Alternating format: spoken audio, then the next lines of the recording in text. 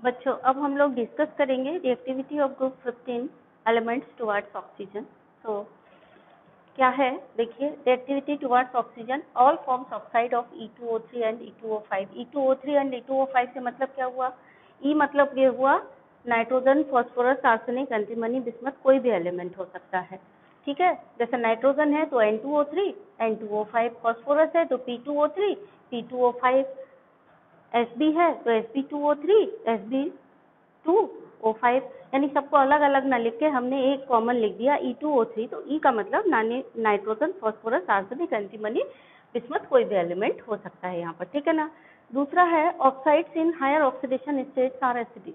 तो हम यहीं पर अगर हम ध्यान से इसको नॉर्मली ऐसे पढ़ेंगे तो छोड़ दिया और ध्यान नहीं दिया तो यहीं से रीजनिंग क्वेश्चन आएगा, आप नहीं कर पाएंगे। ये बहुत ही इंपॉर्टेंट लाइन है, इसको बहुत ध्यान से समझना है आपको। तो यहाँ पर क्या कह रहा है, हायर ऑक्सीडेशन स्टेट में एसिडिक होते हैं ऑक्साइड। तो यहीं पर अकेले नहीं होते हैं, हर ग्रुप में, चाहे वो 15 ग्रुप हो, 16 ग्रुप हो, 17 ग्रुप हो, कोई भी ग्रुप हो, हायर ऑक्सीडेशन स्टेट में ऑक्साइड एसिडिक होंगे। उसका रीजन क्या है, क्योंकि हायर ऑक्सीडेशन स्टेट में से इलेक्ट्रॉन लेकर के वो लोअर में तो जा सकता है, लेकिन लोअर से हायर में नहीं जा सकता। सपोज यहीं पर देखिए दो ऑक्साइड हैं E2O3 एंड E2O5। सपोज आपसे क्वेश्चन कर दिया जाए यहाँ पर कि क्वेश्चन हो गया which will be more acidic,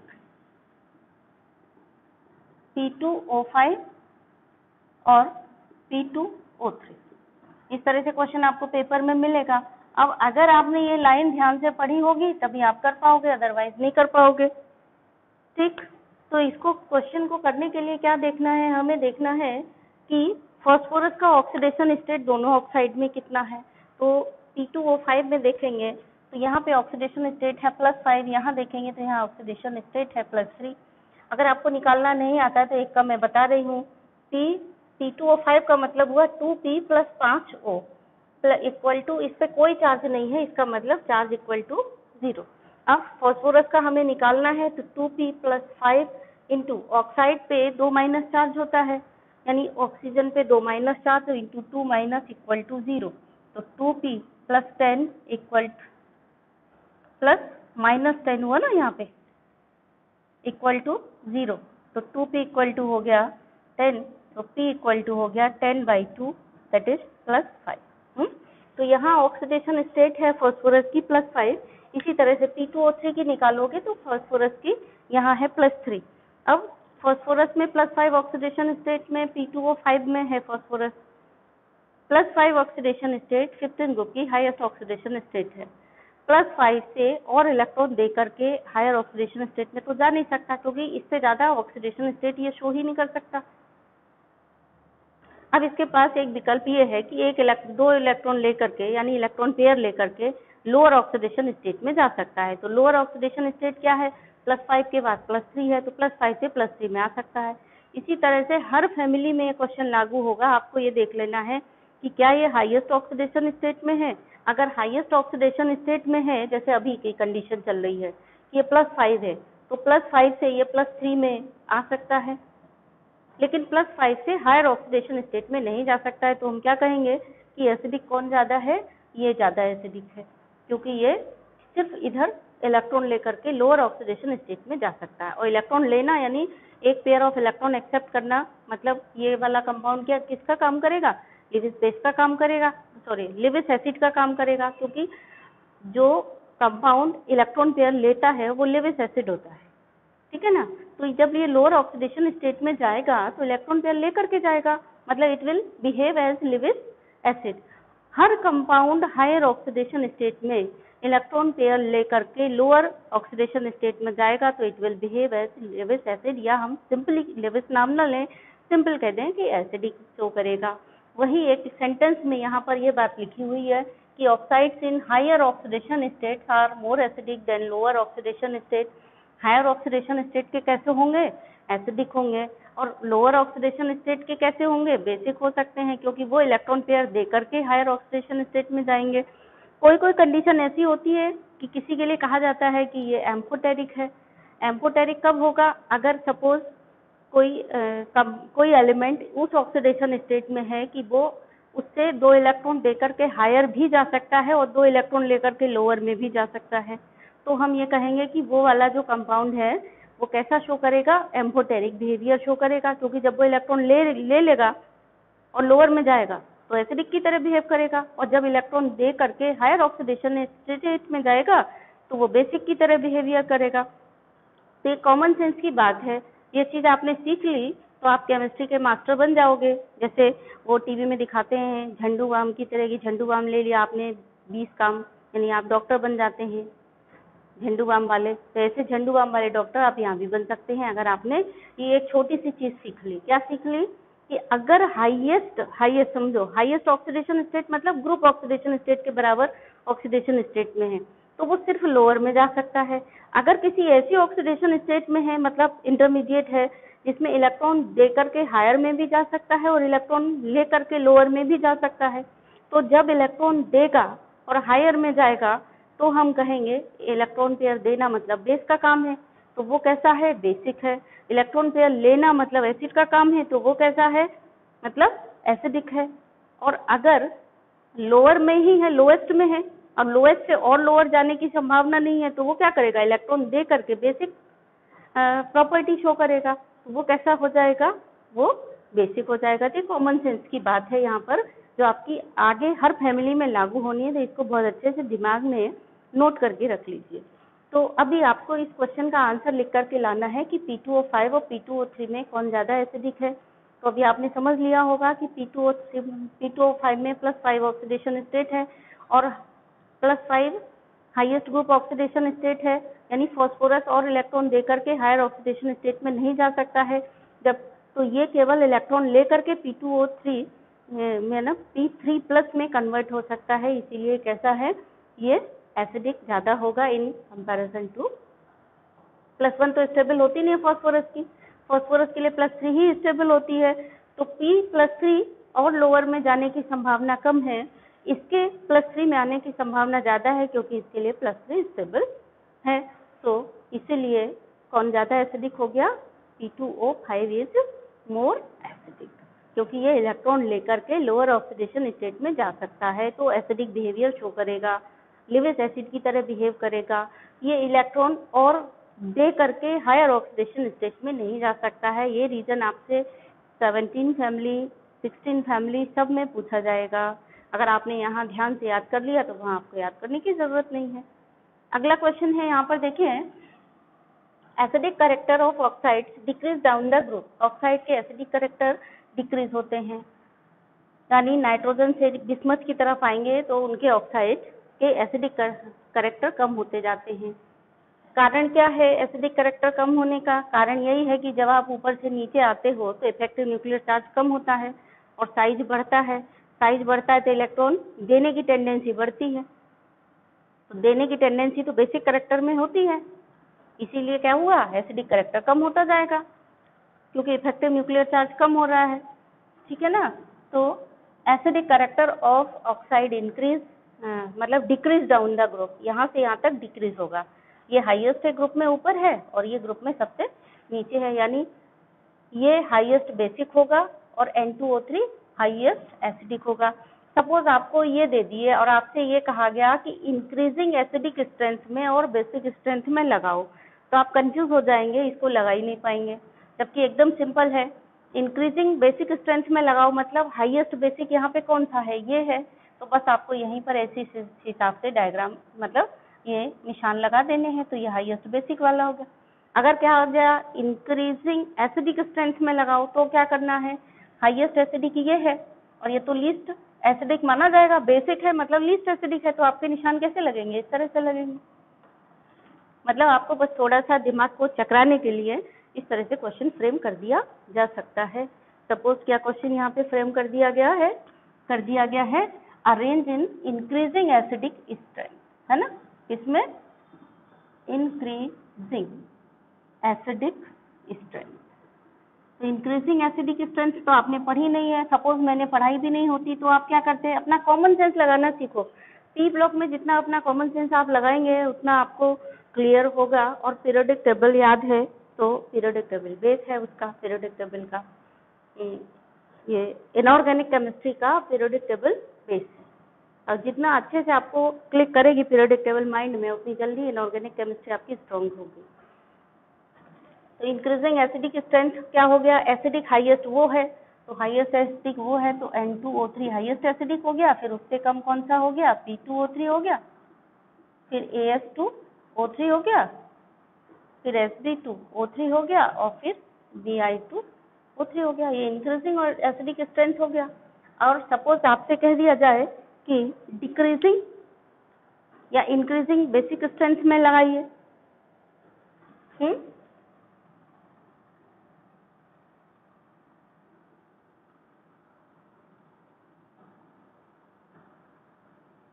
तो इंक्रीजिंग बेसिक स्ट्रेंथ में लगाओगे तो हाईएस्ट बेसिक ये है और वो एसिडिक है मतलब लीस्ट बेसिक है, तो फिर कैसे लगाओगे, N2O3 P2O3 AS2O3 Sb2O3 and Bi2O3। अगर अरेंज करने के लिए आता है तो आप इस तरह से उसको दिमाग लगा करके अरेंज कर लेंगे। भले ही आपको नहीं पता है कि ये आप ये सोचते रहोगे, अगर बेसिक स्ट्रेंथ का इंक्रीजिंग ऑर्डर पूछा तो आप यही सोचते रहोगे कि ये तो बेसिक होता ही नहीं है, ये तो एसिडिक होता है, अब हम इसको अरेंज कैसे करें, ऐसा सोच करके क्वेश्चन ही छोड़ करके आ सकते हो। तो सिंपल सी बात है, आप इस तरह से उसको अरेंज कर दीजिए, हो गया आपका क्वेश्चन का जवाब। अगला देखिए यहाँ पर क्या कह रहा है कि रिएक्टिविटी टुवर्ड्स हैलोजन के प्रति कैसे रिएक्शन करेंगे, तो all form EX3 and EX5 type halides and pentahalides are more covalent than trihalide. EX3 मतलब 3 हैलोजन एटम है तो हम इसको कहेंगे ट्राईहैलाइड। EX5 मतलब यहाँ 5 हैलोजन एटम्स हैं तो हम कहेंगे इसको पेंटाहैलाइड।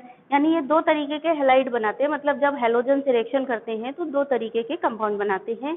एक वो कंपाउंड जिनमें 15 ग्रुप के एलिमेंट के साथ 3 हैलोजन हो और एक वो कंपाउंड जिसमें 15 ग्रुप के कंपाउंड के एलिमेंट के साथ 5 हैलोजन हो। तो 3 हैलोजन है तो उसको कहेंगे ट्राईहैलाइड और 5 हैलोजन है तो हम उसको कहेंगे पेंटाहैलाइड। ठीक, अब ये देखिए पेंटाहैलाइड्स आर मोर कोवेलेंट देन ट्राईहैलाइड। पेंटाहैलाइड जो है ट्राईहैलाइड से ज्यादा कोवेलेंट होते हैं। सही बात है, क्यों होते हैं समझिए उसको। पेंटाहैलाइड का मतलब हुआ 5 ऑक्सीडेशन स्टेट और ट्राईहैलाइड का मतलब हुआ 3 ऑक्सीडेशन स्टेट। फॉर एग्जाम्पल जैसे यहाँ क्वेश्चन दिया गया, which will be more ionic PCl5 and PCl3। Pentahalides are more covalent, ये इसी का अपोजिट क्वेश्चन है। सेम क्वेश्चन है, मतलब आपको दिख रहा है कि ये अलग है बट क्वेश्चन सेम है। यानी हायर ऑक्सीडेशन स्टेट कोवेलेंट होगी और लोअर ऑक्सीडेशन स्टेट आयनिक होगी। तो यहाँ से 2 तरीके से क्वेश्चन फ्रेम हो सकता है, which will be more covalent इन दोनों में से, या फिर विच विल बी मोर आयनिक इन दोनों में से। ठीक है, तो यहाँ इसी में से लिखा है कि ये ज्यादा कोवेलेंट है। जब हमने आयनिक की बात की तो हम कह रहे हैं ये ज्यादा आयनिक है। ये क्वेश्चन ऐसे भी हो सकता है कि लेस कोवेलेंट कौन है, तो ये लेस कोवेलेंट है। लेस आयनिक कौन है, तो लेस आयनिक ये है। लो, यही क्वेश्चन 4 तरीके का हो गया। तो आपको क्वेश्चन समझना है क्या है।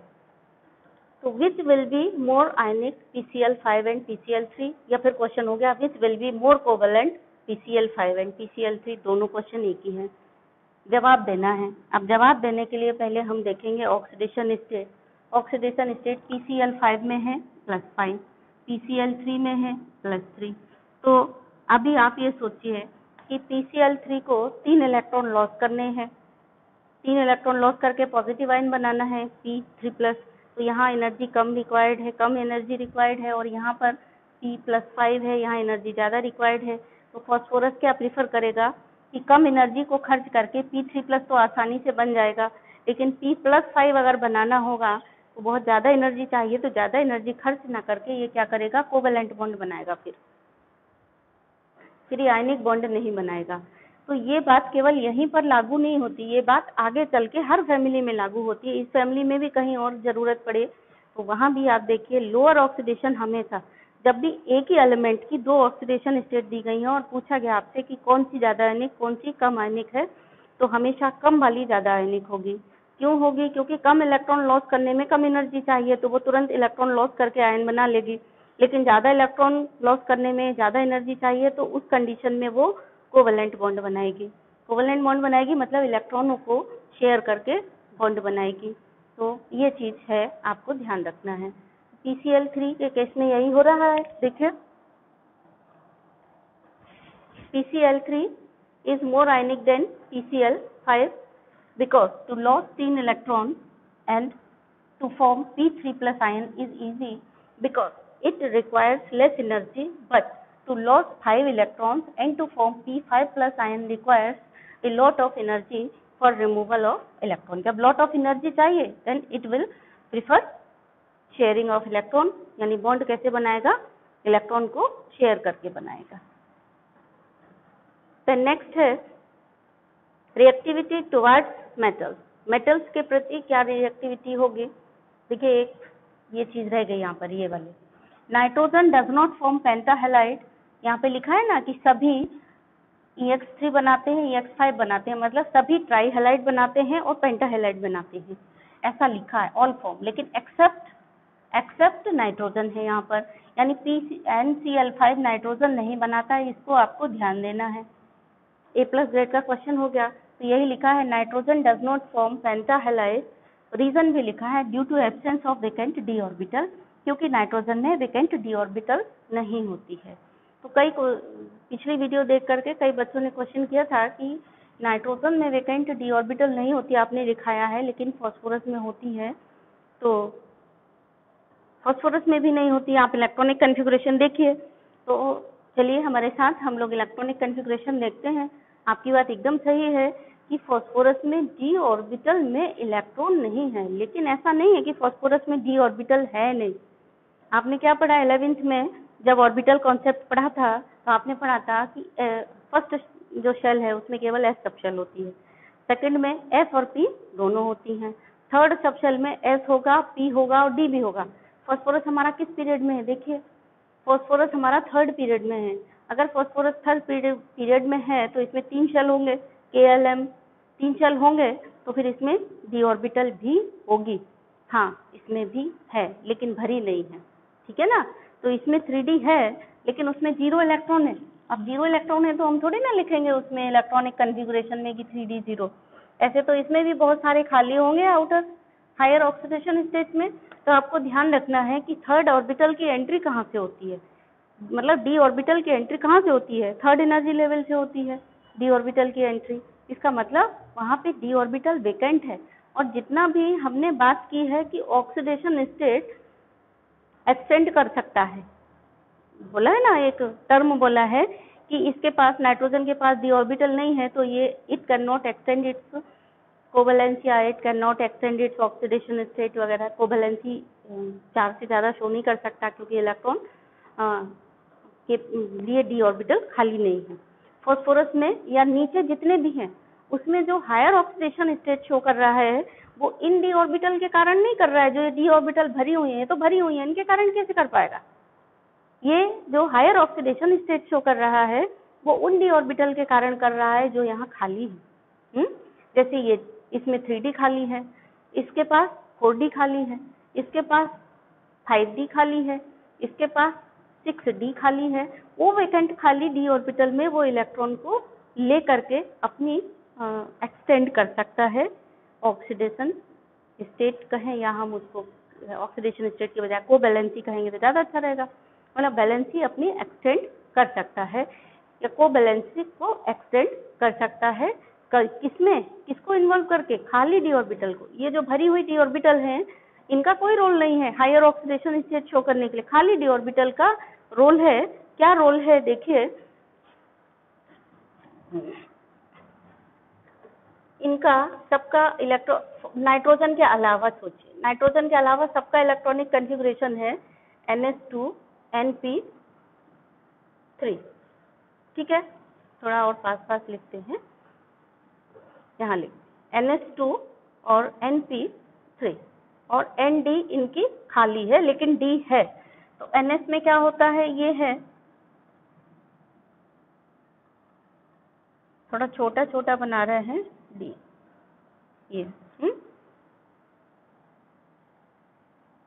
ये हो गई NS और ये हो गई आपकी NP।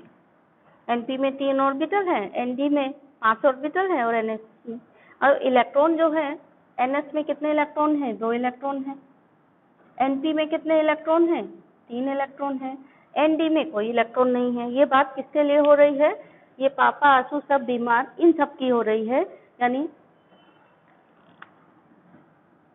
फॉस्फोरस, आर्सेनिक, एंटीमनी और बिस्मथ, इन सब के लिए हो रही है। हालांकि बिस्मथ +5 ऑक्सीडेशन स्टेट नहीं देता है। हायर ऑक्सीडेशन स्टेट कैसे शो करते हैं और क्यों शो करते हैं, हम आपको ये एक्सप्लेन कर रहे हैं। तो ये हुआ आपका नॉर्मल कंडीशन यानी ग्राउंड स्टेट। ग्राउंड स्टेट में ये कंडीशन होती है। एक्साइटेड स्टेट में क्या होता है, अगर इसको कहीं से एनर्जी मिल जाती है तो एक्साइटेड स्टेट में ये होता है कि NS का एक इलेक्ट्रॉन भाग करके, कूद फांद करके कहाँ पहुंच जाता है बच्चों? ये पहुंच जाता है किसमें? D में पहुंच जाता है। तो D में अभी एक भी इलेक्ट्रॉन नहीं है। अभी क्या होगा एक्साइटेड स्टेट में, यानी जब इसको हम हीट कर देंगे, किसी तरह से इसको एनर्जी मिल जाएगी तो ये एक्साइटेड स्टेट में आ जाएगा। जब एक्साइटेड स्टेट में आ जाएगा तो NS का एक इलेक्ट्रॉन जंप करके यहाँ आ गया। अभी इसमें कितने पेयर्ड इलेक्ट्रॉन थे या कितना कोवेलेंस शो कर सकते थे ग्राउंड स्टेट में जब था? तो ये केवल सिर्फ शो कर सकता था, ये ग्राउंड स्टेट वाले कॉन्फ़िगरेशन में ये सिर्फ 4 कोवेलेंस शो कर सकता था। 3 p ऑर्बिटल में हाफ फिल्ड है तो एक एक इलेक्ट्रॉन शेयर कर सकता था, और एक नॉन बॉन्डिंग इलेक्ट्रॉन है। कौन सा नॉन बॉन्डिंग इलेक्ट्रॉन है? ये वाला जो पेयर्ड है, इसको नॉन बॉन्डिंग इलेक्ट्रॉन कहेंगे। यही लोन पेयर ऑफ इलेक्ट्रॉन है जो NH3 में इसके सिर के ऊपर, नाइट्रोजन के सिर के ऊपर था, जिसके कारण बॉन्ड एंगल कम हो गया था। ठीक है ना? तो ये नॉन बॉन्डिंग इलेक्ट्रॉन किसी को दे सकता है, या फिर मैक्सिमम 4 शो कर सकता है ग्राउंड स्टेट में। कोई भी एलिमेंट, इसके हर एलिमेंट ग्राउंड स्टेट में तो मैक्सिमम 4 ही शो करेंगे ये वाले, क्योंकि 3 इलेक्ट्रॉन शेयर कर सकते हैं, p ऑर्बिटल हाफ फिल्ड है इसलिए। और जब 3 इलेक्ट्रॉन शेयर करेंगे तो 8 ऑक्टेट कंप्लीट हो जाएगा। ये नॉन बॉन्डिंग इलेक्ट्रॉन है। नॉन बॉन्डिंग इलेक्ट्रॉन को फिर उसके बाद वो किसी को दे भी सकता है।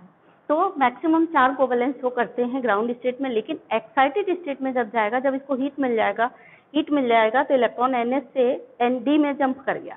अब D में जंप करके आ गया तो क्या हो गया, ये किस स्टेट में पहुंच गया? ये पहुंच गया अब एक्साइटेड स्टेट में पहुंच गया। एक्साइटेड स्टेट में अब ये +5 शो कर सकता है। क्यों शो कर सकता है, आपको क्लियर समझ आ रहा होगा? क्योंकि अब इसके पास 5 अनपेयर्ड इलेक्ट्रॉन है। ये 5 अनपेयर्ड इलेक्ट्रॉन है तो किसी भी 5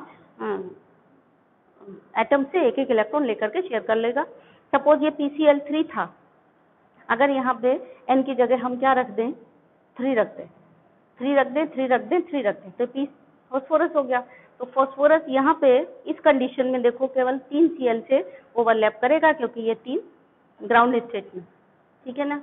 अब अगर हमने PCl3 में थोड़ा और Cl2 मिला दिया और उसको अगेन हीट कर दिया, तब क्या होगा? Electron get energy and jump from S energy level to D energy level, और उस समय PCl3 फिर Cl2 से रिएक्शन करके PCl5 में क्यों कन्वर्ट हो जाता है, यानी और उसकी ऑक्सीडेशन स्टेट क्यों एक्सटेंड हो जाती है या कोवेलेंसी क्यों एक्सटेंड हो जाती है? उसका कारण है ये S से इलेक्ट्रॉन जंप करके D में आ गया है। तो 5 अनपेयर्ड इलेक्ट्रॉन हो गए हैं, इसलिए +5 ऑक्सीडेशन स्टेट हो गया है। तो बच्चों उम्मीद है कि आपका ये कंफ्यूजन दूर हो गया होगा कि P में आपको D ऑर्बिटल नहीं दिख रही है, अब दिख रही होगी। अच्छा, और ये भी कंफ्यूजन दूर हो गया होगा कि जो कोवेलेंसी एक्सटेंड करने का काम होता है वो इन भरी हुई D ऑर्बिटल के कारण बिल्कुल नहीं होता है। वो किसके कारण होता है? जो वैकेंट D ऑर्बिटल हैं, जो यहाँ लिखी नहीं गई, आपको दिख नहीं रही हैं, उनके कारण होता है। जैसे यहाँ पर 4th है तो 4D खाली होगी, यहाँ 5th है तो 5th D खाली होगी, यहाँ पे 6 है तो 6D खाली होगी। वो खाली D ऑर्बिटल में इलेक्ट्रॉन एक्साइट होकर के जाएगा, तब ये लोग +5 ऑक्सीडेशन स्टेट को शो करेंगे। और नाइट्रोजन बेचारा गरीब है, उसके पास D ऑर्बिटल है ही नहीं, क्योंकि सेकंड ऑर्बिट में या सेकंड शेल में D ऑर्बिटल कहाँ होती है? सेकंड में तो केवल S और P होते हैं, क्योंकि D ऑर्बिटल की एंट्री ही 3rd एनर्जी लेवल से होती है। बस यही आपको 2 चीजें ये याद रखनी है। ठीक, अब आइए यहाँ पर, तो ये वाली बात तो हो गई, ये वाली बात भी हो गई कि हाँ, विच will be more ionic, PCl5 और PCl3।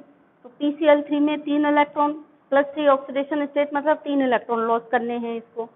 और यहाँ 5 इलेक्ट्रॉन लॉस करने हैं, तो 3 इलेक्ट्रॉन लॉस करके P3+ आयन बनाना तो आसान है, लेकिन उसके बाद 4th और 5th इलेक्ट्रॉन लॉस करने में बहुत ज़्यादा एनर्जी चाहिए, तो ये P+5 आयन नहीं बनाएगा। उस समय ये क्या करेगा, कोवैलेंट बॉन्डिंग कर लेगा और इलेक्ट्रॉन शेयर करके अपने ऑक्टेट कंप्लीट कर लेगा।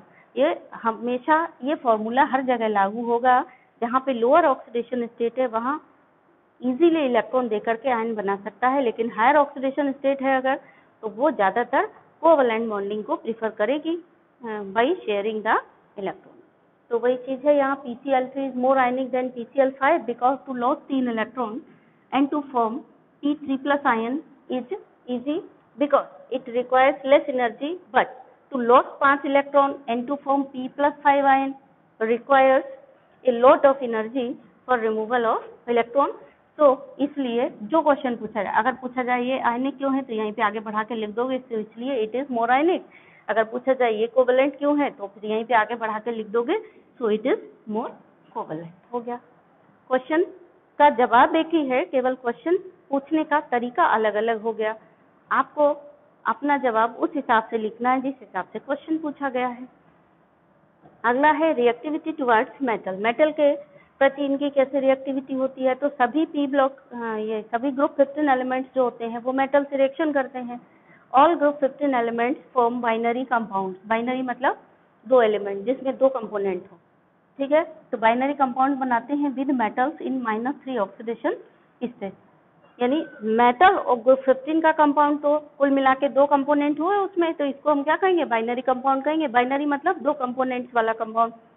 Calcium 15 group, calcium 15 group element, तो ये बाइनरी कंपाउंड हो गया। तो Ca3N2 है तो इसको बोलते हैं calcium nitride, calcium IDE, nitride, calcium nitride. Ca3P2 है तो हम बोलेंगे कैल्शियम फॉस्फाइड। Na3AS है, यहाँ 2 मत लगा देना बेटा गलती से, क्योंकि सोडियम की वैलेंसी एक ही होती है, तो sodium arsenide. Zn3Sb2 zinc antimonide. Mg3Bi2 magnesium bismuthide. क्या है इन सब की, यानी 15 ग्रुप की वैलेंसी 3 है, तो यहाँ पे लगा दी मेटल के साथ 3 और इसकी वैलेंसी 15 इसके साथ लगा दी 15 ग्रुप एलिमेंट के साथ, इनकी सबकी वैलेंसी है 2। 9th में आपने पढ़ा होगा क्रिस क्रॉस करके फॉर्मूला बनाने वाला, वही चीज है यहाँ पर।